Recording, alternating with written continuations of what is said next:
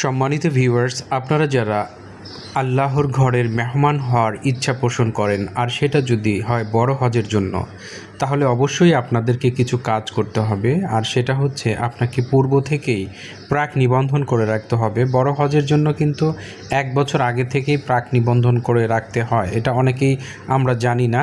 আমরা চিন্তা করি যাব, হজ তো অনেক দেরি আছে, সেটা পরে করা যাবে। কিন্তু আসলে প্রাক নিবন্ধনটাই হচ্ছে আপনার সিরিয়াল। আপনাকে অবশ্যই আগে থেকে সিরিয়াল দিয়ে রাখতে হবে।